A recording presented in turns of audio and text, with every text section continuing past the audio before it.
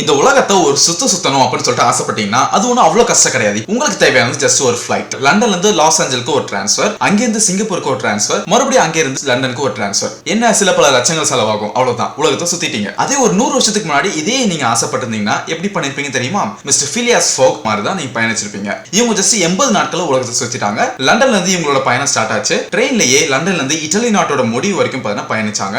அங்க இருந்து கப்பல் வழியா போனாங்க. ஈஜிப்ட் வந்து ரெட் சீ வந்து அடைஞ்சாங்க. அப்புறம் அரேபியன் சீ அடைஞ்சாங்க. அப்படியே இந்தியாவில் மும்பைல வந்து இறங்கினாங்க. மறுபடியும் ட்ரெயினை பிடிச்சாங்க. சில நேரம் யானையிலும் பயணிக்கிற மாதிரி அமைஞ்சிச்சு. அப்படியே கொல்கத்தா ரீச் பண்ணி ஹாங்காங் போனாங்க. ஹாங்காங்ல இருந்து ஜப்பான் போனாங்க. அங்கே யோகோஹாமா அப்படின்ற நகரத்துல இருந்து மறுபடியும் ஒரு நீண்ட தூரம் பயணிச்சு அமெரிக்காவை ரீச் பண்ணாங்க. 22 நாளும் ஆச்சு ஜப்பான்ல இருந்து அமெரிக்கா வர. யூஎஸ் மறுபடியும் ட்ரெயினை பிடிச்சு ஈஸ்ட் பக்கம் யூஎஸ்க்கு வந்து வந்துட்டாங்க.